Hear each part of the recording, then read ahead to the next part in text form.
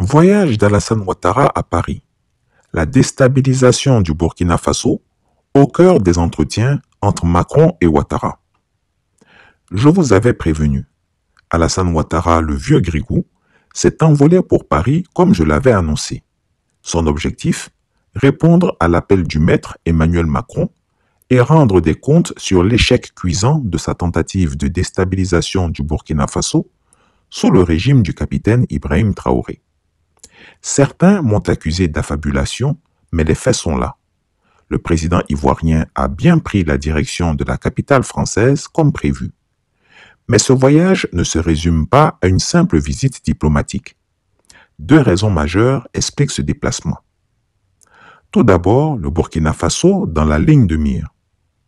Alassane Ouattara se prend pour le maître des destinées de l'Afrique de l'Ouest, oubliant qu'il est un dirigeant parmi tant d'autres.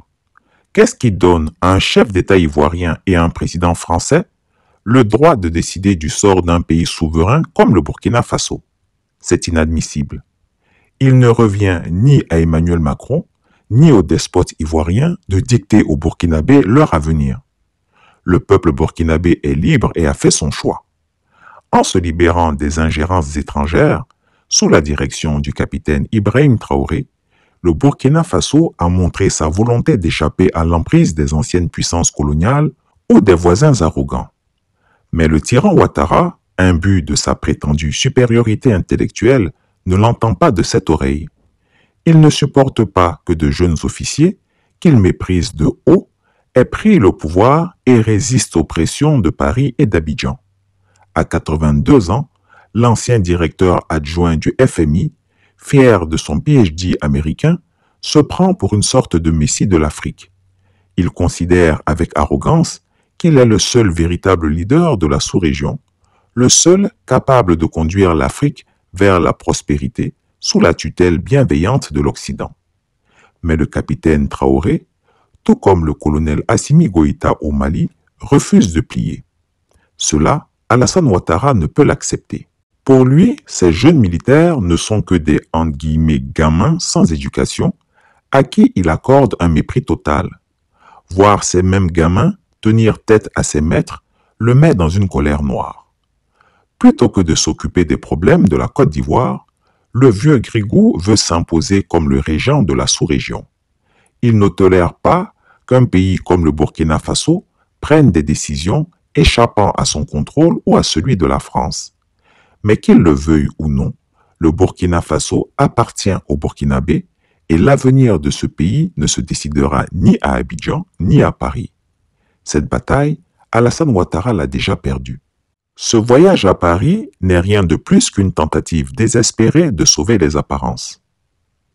La santé fragile du despote ivoirien et ses ambitions pour 2025. La seconde raison de ce déplacement est bien sûr son état de santé. À 82 ans, Alassane Ouattara n'est plus l'homme qu'il prétend être. Souffrant d'un cancer de la gorge, il doit régulièrement se rendre en France pour subir des traitements de chimiothérapie allégés. Pourquoi allégés? Parce qu'il refuse l'opération chirurgicale qui permettrait de retirer le nodule cancéreux par crainte de laisser des traces visibles de sa maladie.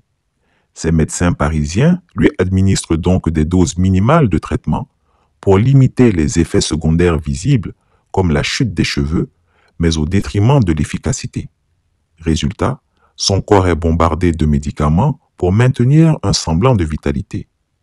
À chaque retour à Abidjan, il tente de rassurer ses partisans en affichant une image de force, bien que factice. Mais la vérité est là, Alassane Ouattara est affaibli, tant physiquement que politiquement.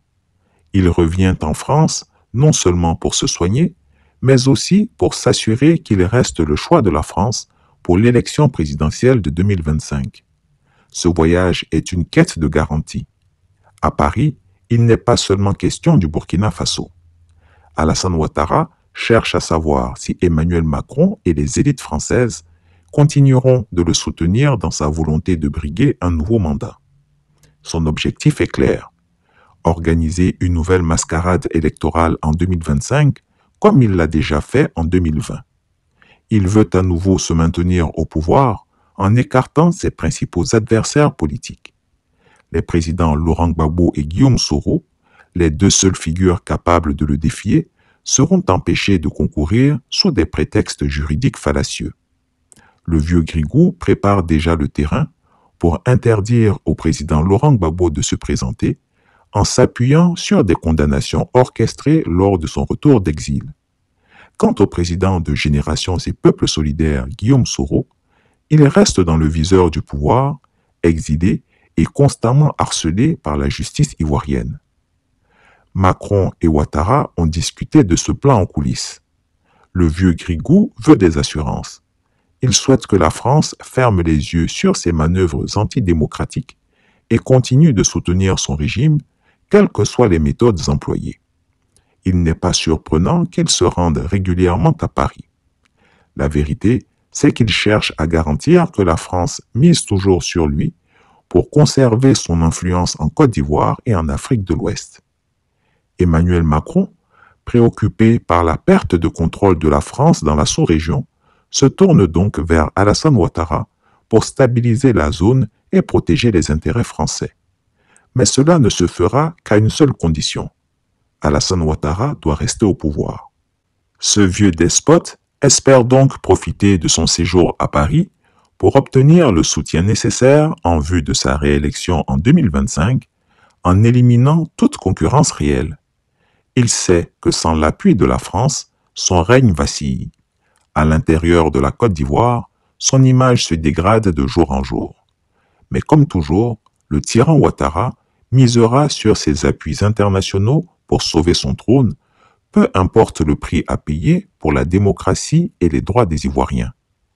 En somme, Alassane Ouattara est en pleine manœuvre à Paris, entre traitements médicaux et intrigues politiques, dans une tentative désespérée de maintenir son emprise sur la Côte d'Ivoire.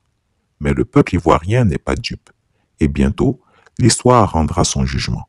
Une élection présidentielle, ce n'est pas un jeu d'enfant. Les autres veulent le pouvoir, pourquoi? Pour dilapider les fonds de la République à nouveau. Qu'est-ce qu'ils ont fait? Alors moi, je suis fier de mon bilan. Et je continuerai. Alors, je mets en garde tous ceux qui veulent mettre le désordre. Si c'est ce qu'ils veulent, ils m'auront en face d'eux. Chris Yapi ne ment pas. Retrouvez Chris Yapi sur ses deux chaînes YouTube, sa chaîne Dailymotion, Instagram et VK.